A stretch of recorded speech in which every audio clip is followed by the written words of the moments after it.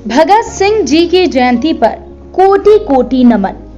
परवेज अहमद, सदस्य प्रदेश भाजपा अल्पसंख्यक मोर्चा छत्तीसगढ़।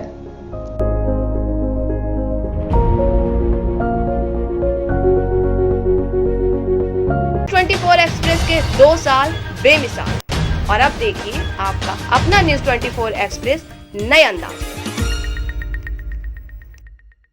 नमस्कार, आप देख रहे हैं न्यूज़ 24 एक्सप्रेस और मैं हूं नेहा परिहार आपके साथ। आइए रुक करते हैं आज को बुलेटिन की ओर।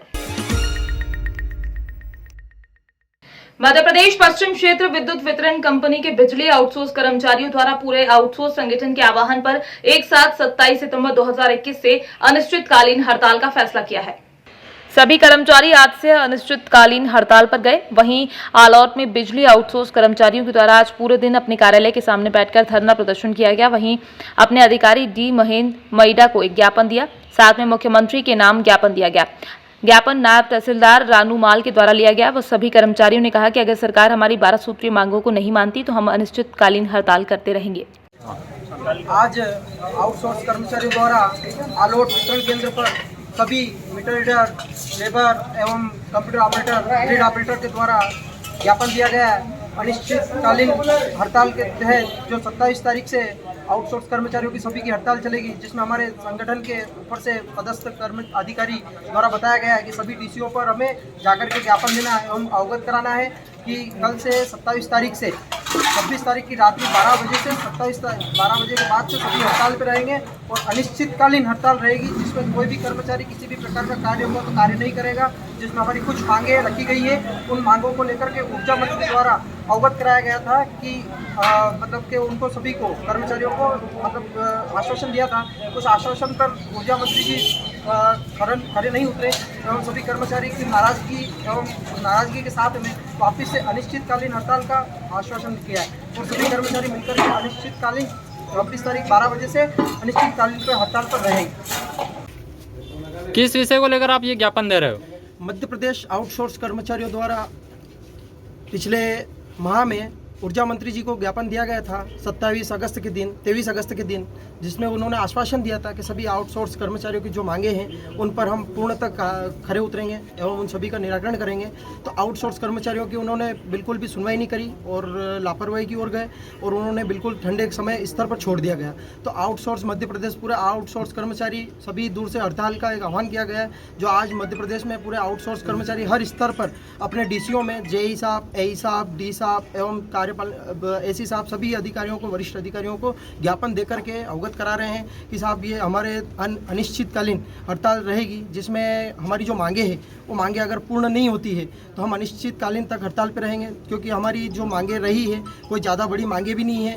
हम लोग यही चाहते हैं कि जो हम लोगों को जो सेफ्टी दी जाती है, जो नियमित रहे हैं कार्यकर्ता, जो नियमित कार्य कर रहे हैं और भी अन्य स्तर पर जो काम कर रहे हैं, उन सभी को एक समान वेतन दिया जाए, एक समान रखा जाए, एक समान जिम्मेदारियाँ मिल रही है तो एक समान तरीके से पूरा सब काम किया जाए।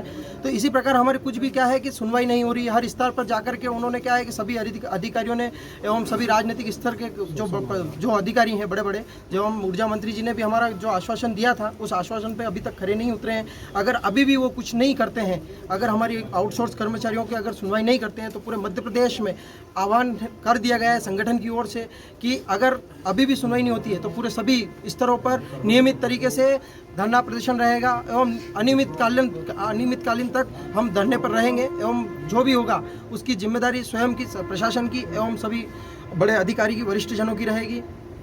आज जिला न्यायालय कैंटीन में दीपिका वैष्णवी द्वारा महिलाओं का सम्मान पुष्प और नारियल देकर किया गया। भोपाल सवादार में पार्टी आयोजित कार्यक्रम में अधिवक्तागण ने उपस्थित होकर मेरा मार्गदर्शन एवं आशीर्वाद प्रदान किया और सबका सम्मान, आप सबकी गरिमामय उपस्थिति के लिए आभारी हूं, ऐसा कहा। नमस्कार, मैं अधिवक्ता दीपिका वैष्णव, वरिष्ठ कार्यकारिणी पद की प्रत्याशी हूँ। आपके अमूल्य पद की आकांक्षी कामना करके मुझे मेरा चरण क्रमांक 2। धन्यवाद।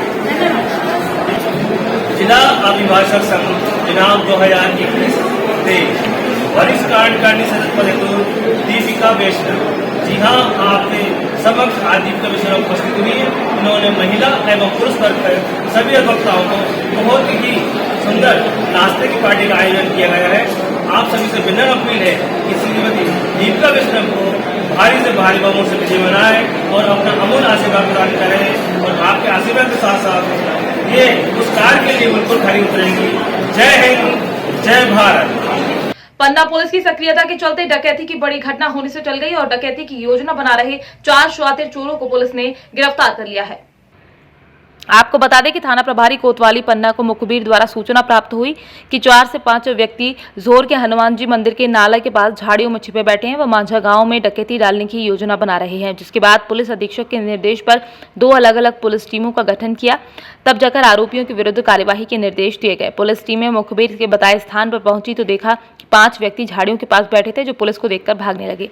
संदेहियों को भागते देख पुलिस टीम द्वारा घेराबंदी कर 4 संदेहियों को पकड़ लिया गया और एक संदेही मौके का फायदा उठाकर भाग निकला। आज दिन में हम लोगों को ये सूचना मिली कि 5 आपराधिक प्रवृत्ति के लोग हैं जो कि इस बात की योजना बना रहे हैं कि एक निश्चित स्थान पर डकैती आदि डालना है। इस तरह से प्रॉपर्टी ऑफेंस घटित करने की जो उनकी प्रिपरेशन थी, इस सूचना से माननीय पुलिस अधीक्षक महोदय को और अपने एसडीओपी महोदय और अन्य वरिष्ठ अधिकारियों को अवगत करा के एक टीम बनाई जाकर और हनुमान जी मंदिर के पास जहां वो नाले के पास बैठे थे तो वहां घेराबंदी करके उनको पकड़ा गया, जिसमें से एक आरोपी वहां झाड़ियों के सहारे भाग निकला।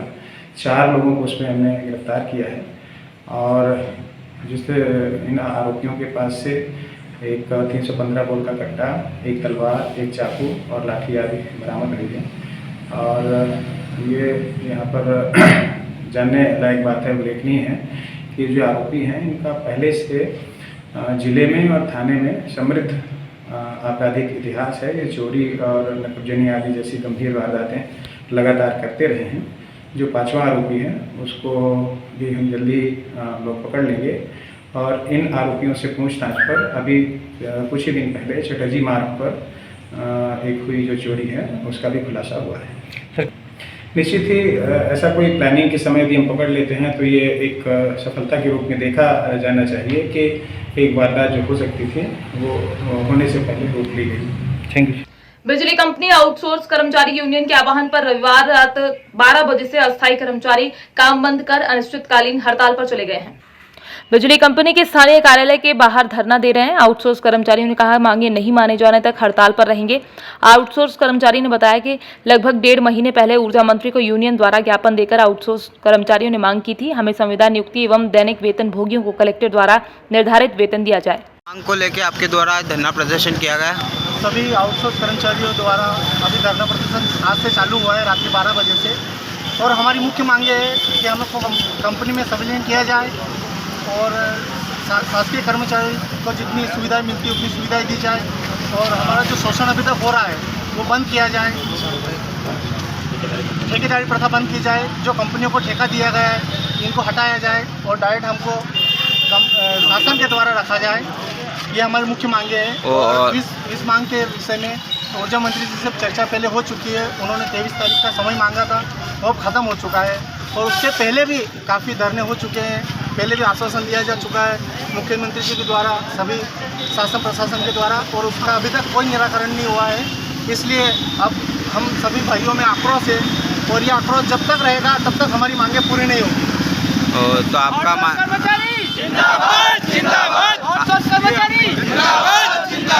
अभी तो ये सोमवार को हरदा के गुरुद्वारा दशमेश दरबार शास्त्री वार्ड के युवाओं ने शहीद आजम शहीद भगत सिंह की जयंती पर उन्हें नमन किया। इस मौके पर गुरुद्वारा दशमेश दरबार के सभी युवा उपस्थित थे। इस कार्यक्रम के दौरान कमेटी सदस्य सरदार रज्जन सिंह ने शहीद सरदार भगत सिंह के क्रांतिकारी जीवन पर प्रकाश डालते हुए कहा कि किस प्रकार उन्होंने छोटी सी उम्र में ही देश प्रेम का जज्बा अपने मन में रखा था। आज भारत में करोड़ों युवाओं इनको अपना आदर्श मानकर देश और समाज की सुरक्षा के लिए अपना सब कुछ त्याग करने की भावना से उनको याद करते हैं और उनके आदर्शों पर चलते हैं। वक्त हो चला है एक छोटे से ब्रेक का, फिर मुलाकात होगी ब्रेक के बाद। भगत सिंह जी की जयंती पर कोटि कोटि नमन। परवेज अहमद, सदस्य प्रदेश भाजपा अल्पसंख्यक मोर्चा छत्तीसगढ़।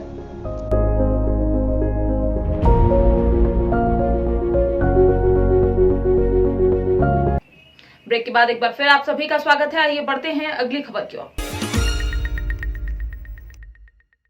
पोसा कस्बे से एक युवती को 2 युवक जबरन बाइक पर बिठाकर ले गए और रात भर कमरे में रखा और उसके साथ छेड़खानी की। लेकिन युवती सुबह अपने घर पहुंच गई, जहां उसने अपने माता पिता को पूरी घटना बताई, जिस पर थाने पहुंचकर मामला भी दर्ज हुआ था। पुलिस ने 2 आरोपियों के खिलाफ छेड़खानी, अपहरण व SC/ST एक्ट के तहत मामला दर्ज किया है। जानकारी के अनुसार एक युवती शनिवार की रात 9 बजे के करीब अपनी झोपड़ी के बाहर शौच के लिए आई। इसी बीच पुराना खेरा निवासी लुक्का खान व लल्ला खान वहां पहुंच गए, जहां युवती का दोनों युवकों ने दुपट्टे से मुंह बांधकर जबरन बाइक पर बैठाकर लुक्का अपने मकान पर ले गया, जहां उसके साथ दुष्कर्म किया गया। सर जी, अभी ये 2 आरोपी पकड़े गए, कहाँ से पकड़े गए, किस अपराध में लिप्त है? ये जो है 26 तारीख को महिला ने रिपोर्ट की थी कि उसको घर से पकड़ के ले गए और जो है एक कमरे में बंद किया था। वहाँ से वो जो है उसके साथ अच्छी हरकत की थी, उसका रिपोर्ट पर से प्रकरण कायम किया था। उसमें 24 घंटे के अंदर आरोपी राहुल खान और लल्ला खान और रासिक कोर्सई के हैं, उनको दोनों को कल जोटी रोड से गिरफ्तार कर लिया है। इनको आज न्यायालय पेश किया जाएगा। क्या पहले भी कोई अपराध में लिप्त हैं ये लोग? अब इनका आपराधिक रिकॉर्ड छटवा है, थाने से इनका आपराधिक रिकॉर्ड होगा, इनके खिलाफ कार्रवाई की जा रही है। नरसिंहपुर जिला मुख्यालय के जनपद मैदान में लगातार 10 दिनों से गौवंश संरक्षण के लिए अनिश्चितकालीन आंदोलन चल रहा था। इस आंदोलन में लगातार बड़ी संख्या में संतों और जन समर्थन मिल रहा था। धरने के 8वें दिन राज्यसभा सांसद कैलाश सोनी धरना स्थल पहुंचे और उन्होंने संगठन के पदाधिकारियों से धरना समाप्त करने की बात कही और जो संगठन की 13 सूत्रीय मांगों पर प्रशासन का ध्यान केंद्रित किया और आश्वासन भी दिया कि गौवंश के लिए उचित व्यवस्थाएं की जाएंगी, जिसका विश्वास भी दिलाया गया। वहीं संगठन ने राज्यसभा सांसद के आश्वासन पर धरने को स्थगित करने की योजना बनाई। 10 दिन हो चुके हैं, क्या परिणाम निकल के सामने आए हैं? आज जो गौवंश संरक्षण हेतु विगत 10 दिनों से अंतर्राष्ट्रीय हिंदू परिषद, राष्ट्रीय बजरंग दल द्वारा एवं समस्त गौपुत्रों द्वारा जो एक धरना प्रदर्शन 13 सूत्री मांगों को लेकर किया जा रहा था, आज उसका 10वां दिन और 8वें दिन में यहाँ माननीय राज्यसभा सांसद श्री कैलाश सोनी जी का धरना स्थल पर वो आए थे और उन्होंने आश्वासन के साथ साथ ये वादा भी किया और जो हमारी मांगे हैं उनको लेकर संबंधित अधिकारियों को मौके पर ही निर्देश दिए, आदेश दिए एवं यह वादा किया कि अगर हमारी जो मांगे हैं गौवंश संरक्षण के लिए वह नहीं मानी जाती उचित समय में, तो वह स्वयं भी हमारे साथ इस आंदोलन में भाग लेंगे। धरना की भी उन्होंने बोली कि यदि मांगे नहीं मानी जाती तो वो हमारे साथ धरना स्थल पर भी बैठेंगे। इस संबंध में जिला प्रशासन ने कुछ कार्रवाई की है? कलेक्टर महोदय द्वारा कुछ आदेश? कल जो कलेक्टर महोदय ने जो बैठक ली थी, जो हमारी मांगे हैं उनमें एक मांग ये थी कि जो गौ के जितने उत्पाद होते हैं उनकी शुद्धता की हमेशा जांच होनी चाहिए, उस मांग को लेकर, और जो हमारी सबसे ज़रूरी मांग थी कि गौचर भूमि को सुरक्षित किया जाए एवं जो उस पर कब्जा हुआ है वो हटाया जाए। तो इन दोनों मांगों को लेकर उन्होंने आदेश दिए हैं कि जो गौचर भूमि है उसका सीमांकन करके उसे कब्जे से मुक्त कराया जाए एवं जो शुद्धता, जो गौ के जो उत्पाद बनते हैं, शुद्धता की जो हमने मांग की थी कि जांच होनी चाहिए, उसको लेकर भी उन्होंने एक आदेश दिया है कि जितने भी उत्पाद बाज़ार में आते हैं दुग्ध उत्पाद, उन सभी की जांच होनी चाहिए। तो ये कहीं ना कहीं आंदोलन के परिणाम। कब तक स्थगित रहेगा आंदोलन? यदि समय रहते उचित कार्रवाइयाँ होती हैं और हमारी मांगों पर उचित विचार होता है और मानी जाती है, जैसे जो मांग जो तुरंत मानी जा सकती हैं उनके लिए माननीय राज्यसभा सांसद ने 1 हफ्ते का समय लिया है। 1 हफ्ते में, और जो मांगे जिनमें थोड़ा समय लगेगा, जैसे गौशालाओं की परिस्थिति सुधारने में और गौवंश को रोडों से स्थानांतरित करने में, तो इनमें उन्होंने बोला है कि आपका और हमारा दोनों का सहयोग रहेगा और प्रशासन शासन से हम दोनों मिलकर मांग करेंगे। और यदि समय रहते वो मांगे भी पूरी नहीं होती हैं तब यह आंदोलन पुनः शुरू कर दिया जाएगा। अभी यह आंदोलन या धरना प्रदर्शन समाप्त नहीं किया जा रहा है। फिलहाल उनके आग्रह पर, उनके निवेदन पर और उन पर भरोसा करके यह आंदोलन स्थगित किया जा रहा है। क्या नाम है? रोहित तिवारी, राष्ट्रीय बजरंग दल जिला अध्यक्ष। इस संबंध में कुछ कार्रवाई की है क्या शासन प्रशासन ने? नहीं, देखिए, जो आपका मुख्य विषय गौशालाओं की अव्यवस्था को लेके है और सड़कों पे जो पशु विचरते हैं, उसका कारण ये है कि जो चरनोई की भूमि है उस पर बड़ी मात्रा में अतिक्रमण लगातार हो रहे हैं और जो अतिक्रमण हटाने की जिस तरीके से कार्रवाई होनी चाहिए वो प्रभावी कार्रवाई नहीं हो रही है। इस संबंध में कलेक्टर महोदय द्वारा सभी जो संबंधित अधिकारी हैं उनको निर्देश दिए हैं। टीएल बैठक में भी कहा है कि इनकी अव्यवस्थाएं दूर होना चाहिए। कुछ उनकी बजट संबंधी समस्याएं हैं, उनके अलावा बाकी और जो प्रशासनिक लापरवाही है जो भी है वह निश्चित कार्रवाई। देश भर में किसानों ने आज महाबंद का आह्वान किया था। जहां कुछ राज्यों में महाबंद सफल रहा तो कई राज्यों में मिला जुला असर दिखा। ऐसा ही एक राज्य छत्तीसगढ़ है जहां किसानों का महाबंद फीका पड़ गया। प्रदेश सरकार के समर्थन के बाद भी दिन भर राज्य में गतिविधियां सुचारू रूप से चलती रही। दिल्ली से आए किसान नेता से महाबंद को लेकर प्रश्न किया गया तो उन्होंने कहा कि छत्तीसगढ़ उठ रहा है। लगातार छत्तीसगढ़ के किसान भी केंद्र सरकार के छल को समझ रहे हैं और वहीं विपक्षी पार्टी भाजपा ने भी तंज कसा। बात जो हमको समझनी चाहिए कि इस आंदोलन से एक नई शक्ति पैदा हुई है जो कभी नहीं थी और ये हो रही है और दिनों दिन ये शक्ति पैदा हो रही है।